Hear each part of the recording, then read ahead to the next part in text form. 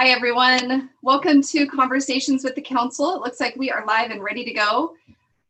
So I'm Jenny Bowersfeld. I work with the City of Lacey's Public Affairs Department, and I have the pleasure today of being joined by Mayor Andy Ryder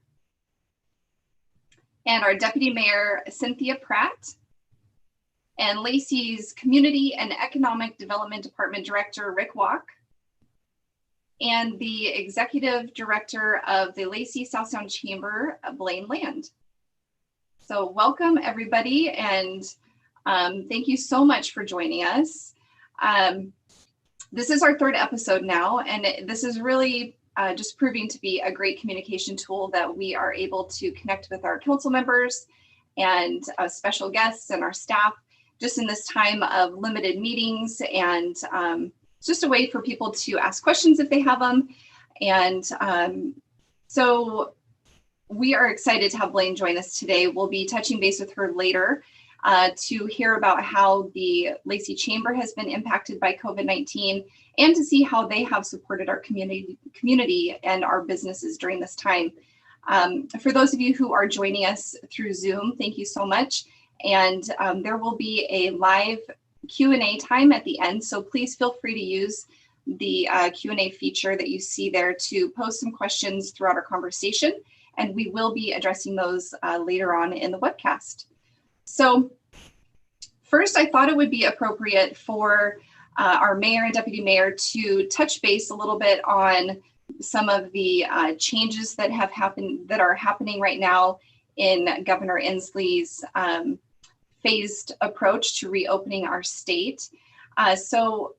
Mayor, would you like to start by giving us an overview of what changes the next several days and weeks could be bringing us as we move into phase 2? Yeah, great. Thank you. Actually, we just learned earlier this week that more counties are now eligible to apply for the phase 2 of Washington State's 4-phase recovery plan, and that includes Thurston County. You know, the eligibility comes from the new criteria that's based on the CDC's guidelines, and counties are now eligible to apply if they've had fewer than 10 new cases per 100,000 residents over a 10-day span. And luckily, that's been the case here in Thurston County. And so the phase 2 will allow for increased outdoor activities, recreation such as camping. It'll allow some small group gatherings of 5 people or fewer. Barbershops and salons can reopen, along with restaurants at a 50% capacity and tables of 5 people or fewer. We'll see some pet services, including grooming, can resume, and some professional services can resume, although teleworking is still encouraged at this time. And also it will allow some limited non-essential travel within the proximity of your home. We're going to see some in-store retail open back up. And of course, we'll have some new construction getting started again. Great. And I think, you know, this is a very exciting time for everybody. These are kind of the next steps that we've been waiting for and looking forward to. And I think that, you know, it's important for us to just remember that things will look a little bit different. Yes, you know, our hairstylists and barbershops and those places are going to reopen, but the conditions under which they operate are going to look very different. So again, it's still going to take some patience on everybody's part, but definitely, you know, it is really encouraging to see us moving in the right direction.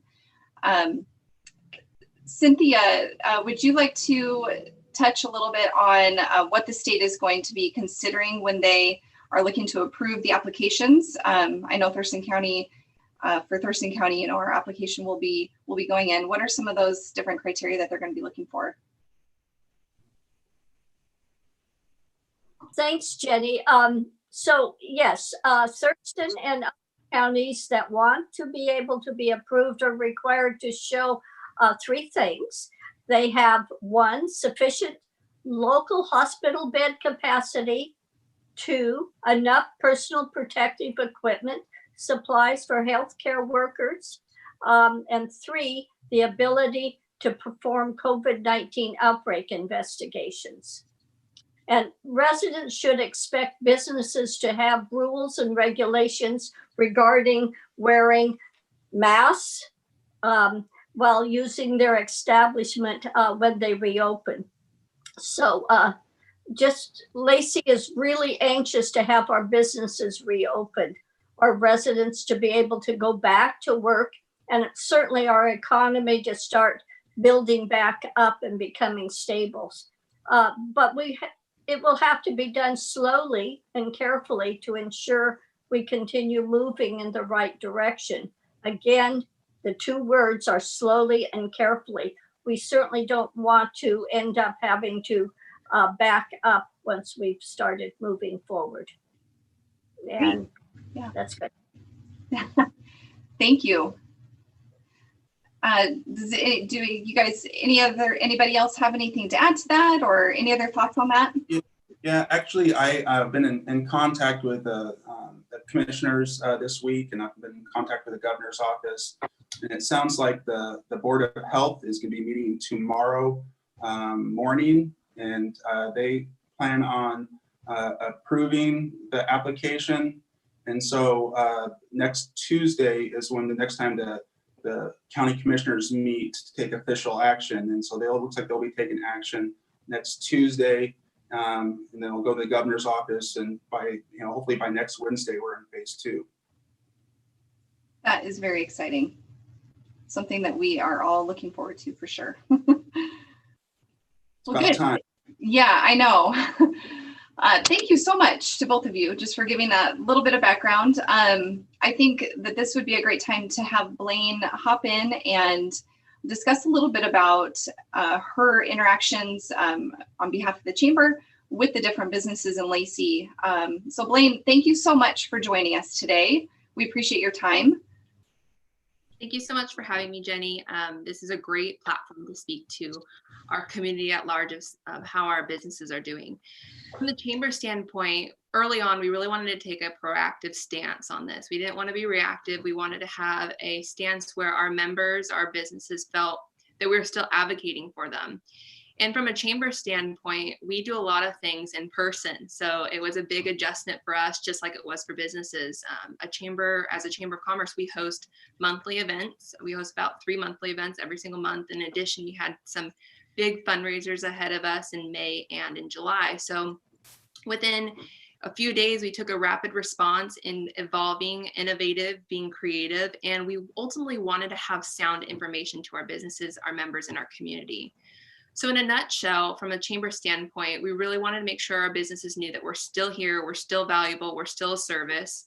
And so rather than canceling or postponing any of our monthly events, we changed everything to virtual, which is a really great opportunity for our members to still be involved. We've had great speakers. Mayor Ryder has been a speaker. The Lacey City Manager has been a speaker.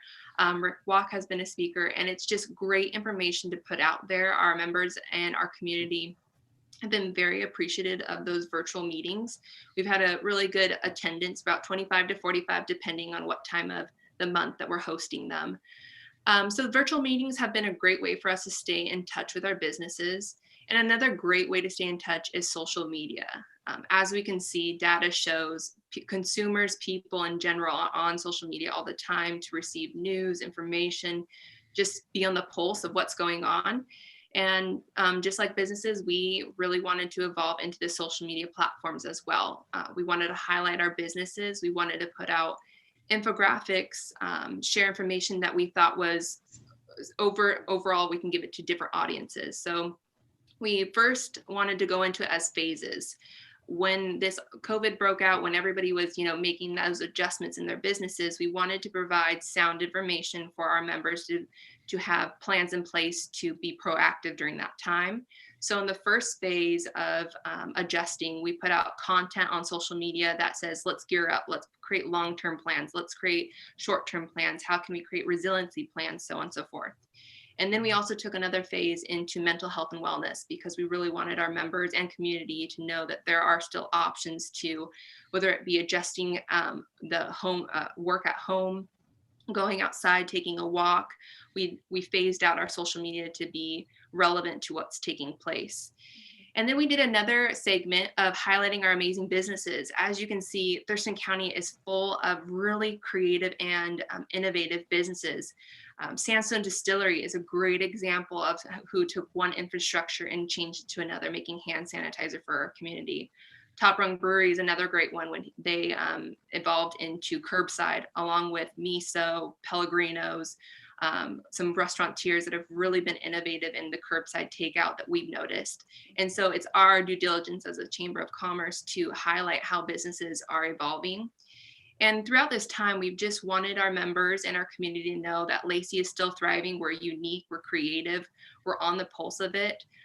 In addition to everybody evolving in the business forefront, we're also evolving in the home side, the personal side. So we've been utilizing Discover Lacey. Discover Lacey is our tourism and marketing campaign. You can see us on social media. Facebook and Instagram has been a great way to stay connected to those audiences.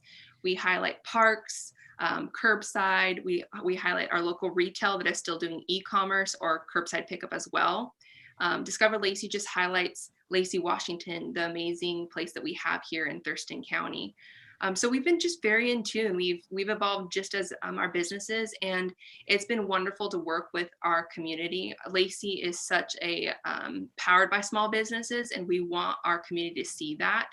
I'm excited to say that moving forward, we're going to start putting out some different content in regards to small businesses, because we are going into phase 2, and we want consumers to realize the importance of giving back or thinking small before they go into the larger. Graduation's coming up, 4th of July is not too far from away. We still have small businesses that provide amazing products and services that we should be utilizing as a community. And that's a stance that the Chamber is going to be on, is advocating for our small businesses. Other than that, I mean, we're evolving, we're adapting. Great leadership from the city standpoint, absolutely amazing leadership from the city standpoint. Seeing the small business grant that you guys put out really early on helped so many of our small businesses and our actual members. So thank you so much for all that hard work that you all are doing as well. That's fantastic, Blaine. I mean, that's a lot of stuff. You're like, besides that, not much. Not much. Haven't been up to too much. That's fantastic. That's a lot of information and just a lot of engagement that you're still having with the community, which is fantastic. So thank you for all of the hard work that you and your staff have been doing to encourage and promote and just support those businesses. And like you said, I can't agree more that, as our community and economy starts to open up more, how important it's going to be to visit those small businesses to really, just get their business going again. So that is definitely something that we are all looking forward to doing. But thank you for all the great work that you have been doing. Andy, Cynthia, or Rick, do you guys have anything to add? No, I was on a meeting earlier this morning and with the South Sound Military Communities Partnership, and I was just reminded of our great military families that have been working hard through this crisis, and again that the economic impact of Joint Base Lewis McChord on our region is something that cannot be overstressed. It's almost approaching $10 billion from JBLM. That is a huge dollar amount for our local economy. And I think it's one of the reasons why we are going to bounce back from this. And some reason of hope going forward is that, the military, being a strong military community, definitely has its benefits. Mm-hmm. Well, and I think, Blaine, you touched on it too, but Lacey is unique in our own way. We have such a strong partnership with our military community, with JBLM. We have such a great relationship with you guys at the South Sound Chamber, and even with North Thurston Public Schools. So we're super lucky that we have these great partnerships where, as our economy starts to build, we can all work together to support one another in our own unique ways. So we also have Rick Walk with us today. Rick, thank you for joining us. Did you want to speak a little bit on what this looks like from the city's perspective, as well as we start to reopen and just with the different permitting processes that are in place and available.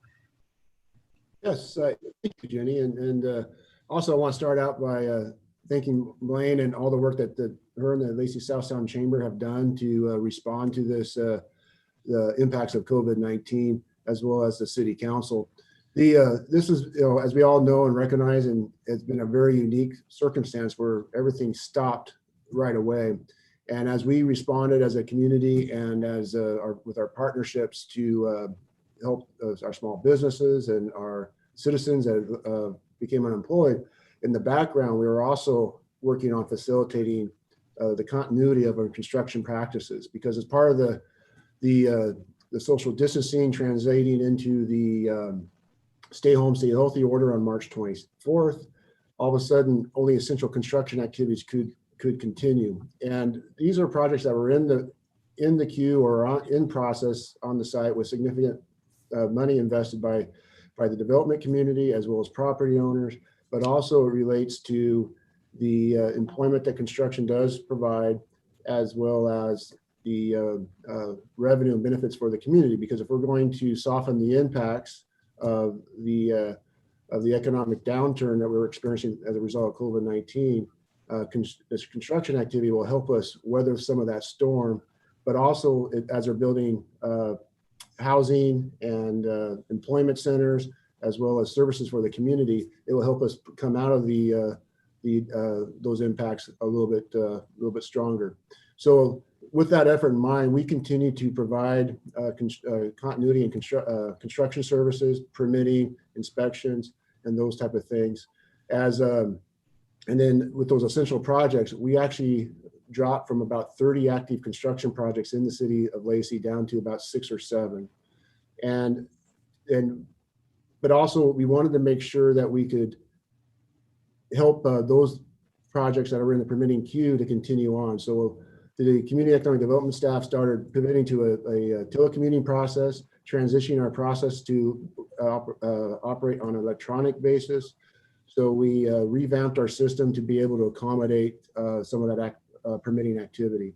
Some of the examples include, one point is City Hall being closed to the public. Somebody could not just drop down to our permit counter and pull a permit or file an application. So what we have done is worked with email submittals, coordinating appointments where they can stop by and drop off at the front of City Hall. We would meet them out front and take the information, come in and start that process. And then of course, all the communication through email and other electronic services, and of course, Zoom meetings. So we've been able to keep that continuity quite well. And the permitting or the development community and the property owners have taken it somewhat in stride, and they've kept up their, and we've seen quite a consistent activity in the permitting stages. Other examples that we have done to continue those review services is we are holding our pre-submission conferences online through Zoom meetings, and those have been very productive. Our next week will be our 3rd set of pre-submission conferences. We've had projects that are coming in to look at more residential, some essential public facility projects related to our public works water utility, as well as some commercial related projects that are looking to start that application process. Also, we are looking at holding our first public hearings for land use permits through the hearing examiner on some conditional use permits. We have a hearing scheduled for next week. And so that's another type of change in operation that we had done to adapt to the new condition, to be able to hold those hearings for those essential facilities that need to move forward on a timeline basis. But again, we were really looking at focusing on minimizing disruption to those permitting process and investments in our community to be able to get projects staged so that once we move from the various phases of activity or allowing that activity, that projects were ready to go to move forward. One other piece of the equation is in terms of inspection services. That's another place where we've continued continuity with inspection services, especially when the governor's order to allow all active construction sites to resume. So we continue to, for those safe construction sites, provide on-site construction services following all social distancing protocols. One of the things we want to make sure is our city inspectors are safe, so that they have all the equipment they need for personal protection, as well as making sure that the job sites have their social distancing and plans posted on site. So that's been a very good process.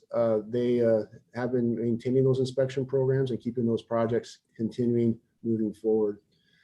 For those different type of construction projects that are not outdoor construction or considered safe construction projects, for example, inside somebody's home or inside of a senior convalescent center, those type of things, we will not be able to go inside those facilities because of the potential safety concerns. We've actually developed a new program where we will now allow, if it's coordinated with the inspector, video inspections and photograph inspections to be able to take a look at the work, have the conversation back and forth over email or a Zoom conference call. And if everything checks out, we can sign off on those stages of the project so the project can continue to move forward and maintain safety for not only our inspectors, but for the people that are tied to the project being inspected. So there has been a lot of different new techniques and trends to accommodate, and the building department's done a great job of managing that and with minimal disruption to those processes and projects. So I mentioned that in terms of current construction activity, that we had dropped down to about 6 to 7 active construction projects. But on April 24th, with the order that all current construction projects can resume, we have bounced back to the full 30 construction projects are active in the city. And those range from small duplex developments to the Washington State Department of Transportation's Exit 111 interchange improvements to their regional headquarters out of Northeast Lacey. So all these various projects are back. It took some time to ramp back up and bring their crews in and put in their safety protocols and plans to meet the stay healthy orders, but they now are up in full-fledged, and we are now up to regular inspection levels or pre-COVID-19 inspection levels. And as an example, before the order, we were running about 35 to 40 inspections a day. Those inspections include not only building, but mechanical, electrical, plumbing, and fire. We dropped down as low as 2 or 3 in some cases in the month between March 24th and April 24th. Now we're back up to the mid 30s, and then we'll see as we move into phase 2, or at the time we move into phase 2, when new construction starts going to begin, we'll start resuming some more normal construction activity. And again, I want to reinforce that this is important. We need to focus on our maintaining our businesses and helping our business owners and our citizens respond, but also having this continuity in construction activity will help weather the storm, so to speak, and help potentially speed up that recovery as we bring those new projects online and continue to meet the land use objectives of the city. Yeah, absolutely. It has been really good to see all of the activity, starting back up with the different construction projects around the area. This is a little off topic, but I get a lot of questions, Rick, regarding the timeline of when that large senior living complex is going to be completed on the corner of Pacific and Carpenter. Can you speak to that really quick? Just because, we get a lot of questions about that. Yes. Well, before March came around, the schedule was for it to be completed by this coming fall, September, October. I don't know. I haven't had any conversations with the project developers yet to know if that's still the same timeline. However, that was one of those projects that they were considered essential because they're providing low-income public financed housing, the housing complex. And so they've been able to keep construction activities, and we were working with them to make sure that they could keep continuity with their inspections and the project forward. Good, thank you. Well, that's good. That's a lot of great information. And like you said, your guys' department, community and economic development, you guys do a great job of just, keeping business as usual, as much as possible. So you had mentioned that there are certain things that are taking place, like the site plan review meetings, things like that, that people can still sign up for or make an appointment for. Is that they just contact your department? Is that the best way for people to do that if they have a project that they want to get, going? Do they just call and schedule an appointment, and then you set up the Zoom meeting? Yes, they can contact us one of two ways, by email to our general department email address, which is cd at planning at ci.lacey.wa.us, or they can call our general phone number at 360-491-5642. And one of our planners will get back in contact them to start talking about what their plans are, proposal, and guide them to the appropriate place to start moving forward with their project. A lot of times we get general inquiries, and we have planners that we call green dots a day that will respond within 24 hours and continue to keep that service to the community as best we can while our doors are actually shut to the public. Great. Well, thank you, Rick. That was a lot of great information. Anybody have any thoughts or feedback for Rick about that?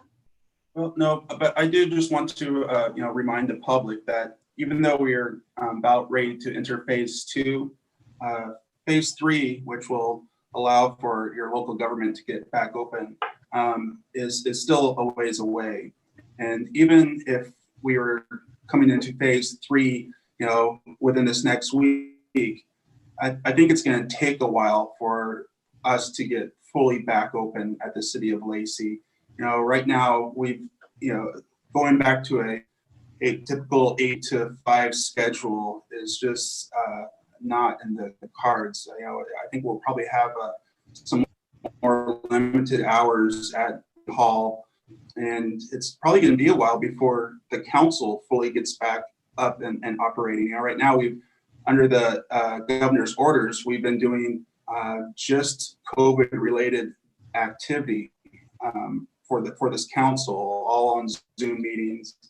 We're going to hopefully slowly get back to having some committee meetings, but work sessions and all that is probably still a ways off. So, even though the signs look good, we're moving forward. It's going to be a while for us to get totally back open as your local government. Right. I would like to also say that, when we do go back and start it, part of the thing is some of us may be really hesitant to get out around public because we're older or whatever else. So that is something that we have to make sure that we initiate trust that it's safe out there, and so that people are willing to go into businesses and feel comfortable and stuff. So that too kind of slows things down. Hopefully people will say, okay, yes, it's good, we can do this. And that's why going slower sometimes is actually going faster. Yes. Right. And just to reinforce that transition, and once we do get to a phase 3 and City Hall can be open to the public, we are starting to plan for that event now, even though that may be some time off. And part of the things we're doing is basically the same thing you may see in your retail establishments that are still open, like the grocery stores and such, where they have screens or plexiglass set up. We're starting to employ those type of things in preparation so that we can be available to the public once that time comes. Right. And I think it's something that we should be expecting and anticipating as we go into these different establishments, whether it is City Hall or restaurants or retail shops. Is, moving into phase 2, I can definitely see masks being a requirement. Whether it's, that's a requirement from Governor Inslee or just from the ownership, the owners of the different establishments around the area. So I could see that being, something that City Hall implements as well once we become open to the public again. So again, this is all new to everybody, and we're learning as we go. So I think we're all just excited to move on to the next phase, but it will bring some new territory with it. And if I can just add one more thing to emphasize something that Blaine said in terms of thinking of the small businesses. As we transition to phase 1, phase 2, we've had certain types of business activities that been able to continue, have been restricted in what their activities are, and some had to really stop everything and pivot to a very low volume market strategy. I'm really speaking about the restaurant, hospitality, travel, industry segment of our economy, and that having a transition. And as we go back into those recovery phases, those would be the ones that probably take the longest to get back to full capacity. And so in phase 2, restaurants will be able to open their space to 50% occupancy with table sizes no greater than 5. That may or may not still be beneficial to a lot of our restaurants. So continue to consider to think local, think of these small businesses, order those takeout, go to those retail stores that may be able to provide goods and services that locally all helps this local economy and helps the fabric of our community and kind of makes us more resilient together. So I really want to come in to Lacey Southtown Chamber and Blaine for leading that effort and getting that information out. And as much as we can support that effort, I think is a great thing for our community as well as all of Thurston County. Thank you, Rick. And I'll definitely add into that as well. One great resource that we've notified has been the Thurston EDC, so Thurston Economic Development Council. For those who are interested in a resiliency plan, a booklet, a restart toolkit as a business, even if you're not a business and you want to know the phases, the 4 phases and what those include, the Thurston Economic Development Council, again, Thurston EDC or thurstonedc.com, has an amazing web page dedicated to COVID-19 with all the updates. They also have a Facebook page, but I think it's so important, especially during these times, that we're utilizing our local resources, and they're putting out great content. Another great resource is the Association of Washington Business. They're putting out live webinars for small businesses to know what does it look like when you're into phase 2? What does that business have to do? There's really great toolkits coming out from the different chambers, along with the U.S. Chamber of Commerce put out Project Rebound for small businesses. And what is that from a 6-month, 12-month, 24-month plan that all businesses should be prepared for during that time. Great. Thank you, Blaine. Thank you, everybody, for a lot of really great information. We have about 15 minutes, and we've got several questions that we've received throughout the webcast. So I'm going to read some of those off, and if anybody has the answer or anything to add to it, please just feel free to chime in. So one that came through says, for the application to move to phase 2, is that all handled at the county level, or will the city have a role in the application? Mayor, do you want to speak to that a little bit? It sounds like you've got some insider information on that. Yeah, so it's actually a 2-pronged process. It's the health department, the Board of Health needs to approve it, and then the county commissioners need to approve it. In this circumstance, it's the same body, but they have 2 different roles. And so, as I mentioned before, the Board of Health is meeting tomorrow, and they fully expect to pass it. And then the county, they regroup as the county commission on Tuesday, and they expect to pass it. So the city does not have a role in this process, except that we've been in touch, of course, with the county health department, and all along, every week we've been actually been meeting. So we've been right on top of coordinating between the cities and the county, but in this capacity, it's the county's responsibility to fill out the application and get it turned in. Okay. Our role is to just anxiously wait. Yes. Yeah. Good. Thank you.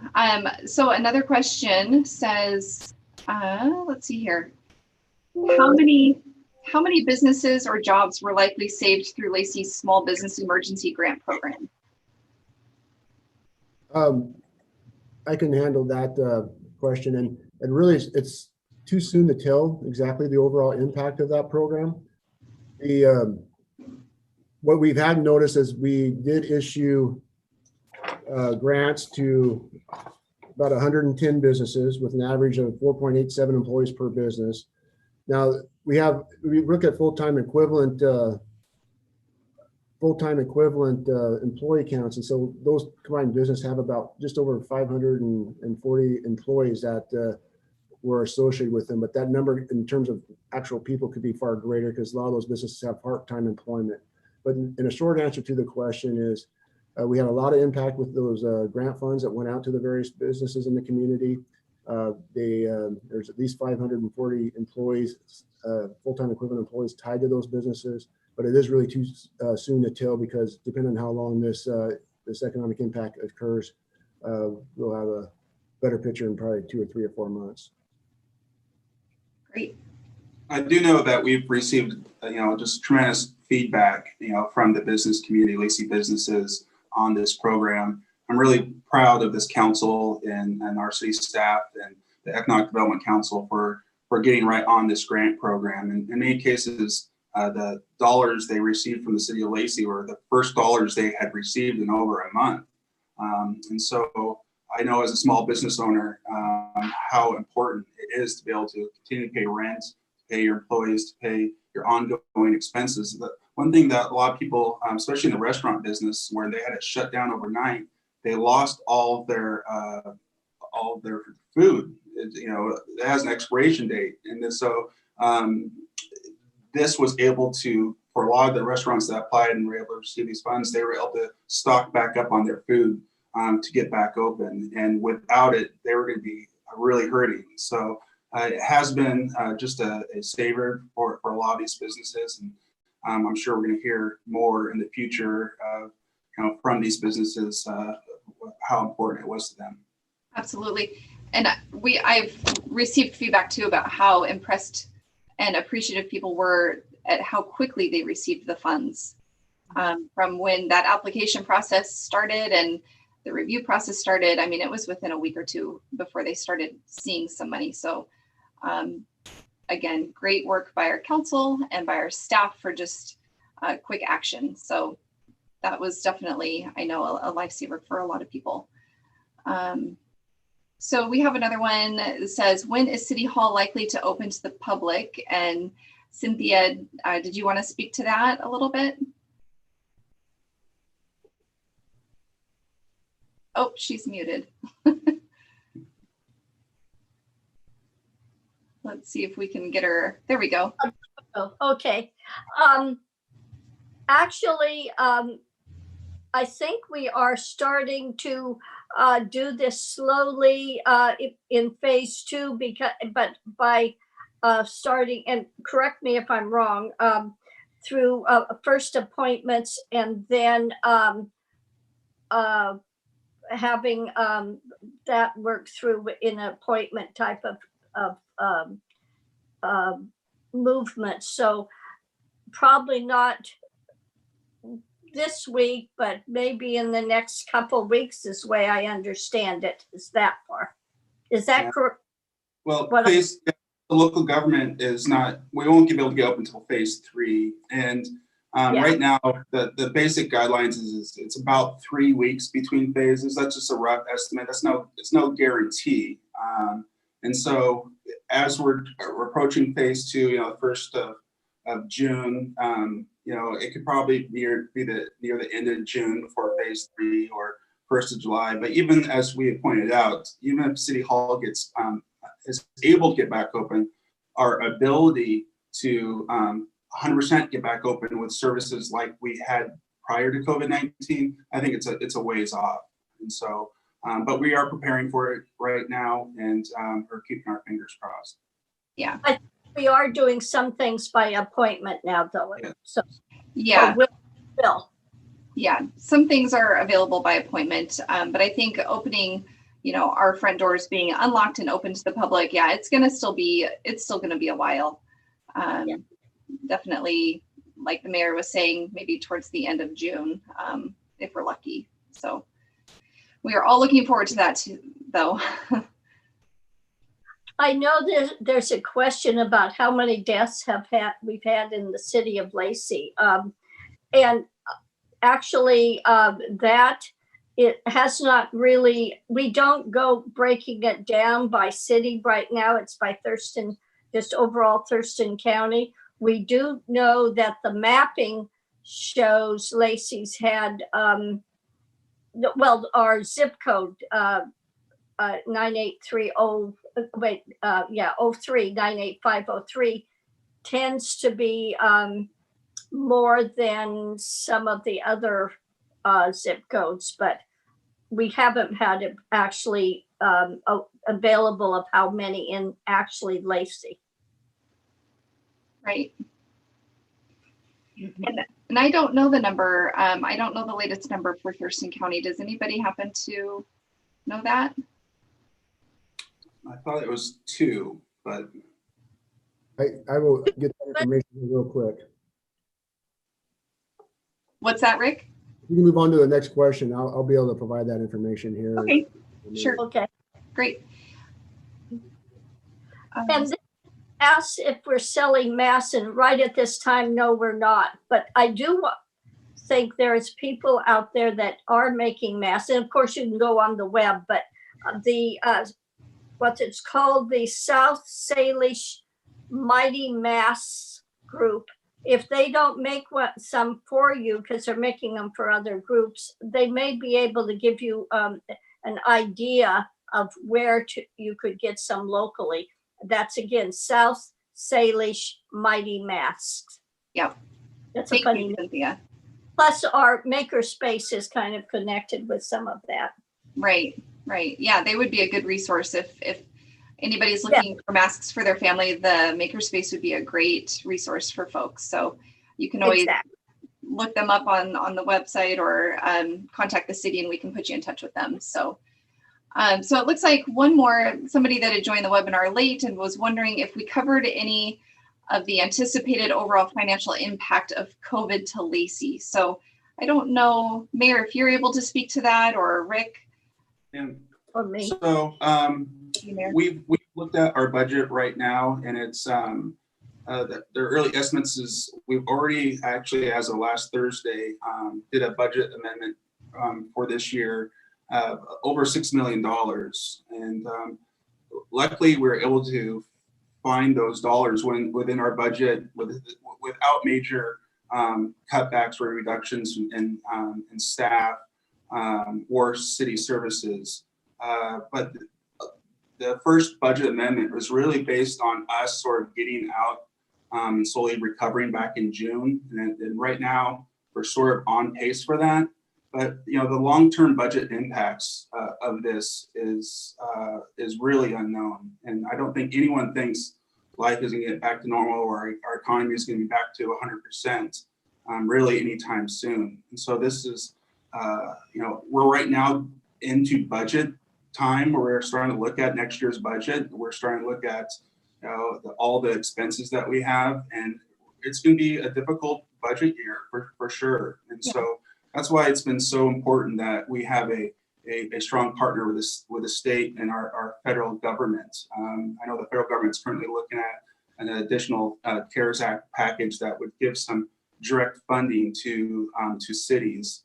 And under their current package that's being looked at, it would actually give us a 2-year funding cycle. It would give us a direct allocation this year and a direct allocation next year. And the cities all believe that is going to be extremely important because, as we know, cities are essential. We provide essential services every single day. And so if you take that funding away from cities, we're just unable to provide the services that we all need here, and what makes Lacey such a wonderful place to live and own a business. And so I'm on the board of directors with the National League of Cities, and the NLC has been a champion for direct funding for cities. And so we're working hard every day to make sure that we get our story across to our federal partners, and hopefully they'll continue to support us and help us with this recovery.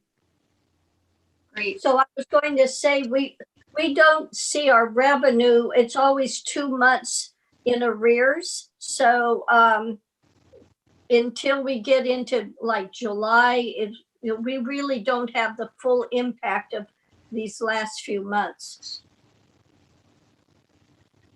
Great, thank you. Thank you to both of you, Andy and Cynthia, and just the rest of council for the work that you've done on that. Rick, did you have something to add? Yeah, I'll follow up on the number of confirmed COVID cases in Thurston County. These are Thurston County-wide numbers. Today, as of yesterday, May 20th, there's been 127 confirmed cases in the county. And then over this period of time, this is accumulation, not all at one currently hospital. There's been 19 hospitalizations, 115 recovered individuals, and 1 death countywide. Okay, great. Thank you for looking that up, Rick. Appreciate that. And I then, think the last question is really important. Maybe Rick wanted to touch on it. Sure. So it says somebody asking for those who have been laid off because of this pandemic. They had heard that there might be a grace period on paying their utility bills. And that's not quite in Rick's wheelhouse, but I do know that our utilities department definitely has some tools in place that can help residents. And so I know that there are no late fees being charged right now. that's the main thing is the grace period for the utility bills, but we are suspending, I believe, until July, late fees and penalties. Right. So, have sometimes they're not doubly penalized if they are not able to make their payment on time, but there isn't an official grace period. Yeah. And they won't be cut off. Right. We're not turning water off at this time. So that was a good question. Good information for our citizens to know. That looks like it's it. We do have one more question, Mayor. I don't know if you can see that on your screen. So who cut the mayor's hair? Is that the question? Yeah. I'll let you decide if you want to answer that. Unfortunately, we're barbers and hairstylists aren't open yet, and so this is official a buzz cut. Nice. And so that's what happens. It was pretty bad. I was wearing hats all weekend long, and I just can't handle it any longer. And so off comes the hair with the clippers. There you go. I know I've been trying to convince my son to do the same thing because he has longer hair and I don't know how to use scissors on boys' hair. So I'm like, please just let me buzz it. It'll grow back. Exactly. David's, and of course, it's okay because he's old. It doesn't matter. So we had one more question that just came in from a listener. It says, when will churches open? And I don't know a specific answer to that. Does anybody, I think that might be phase 3. I think so too. Yeah.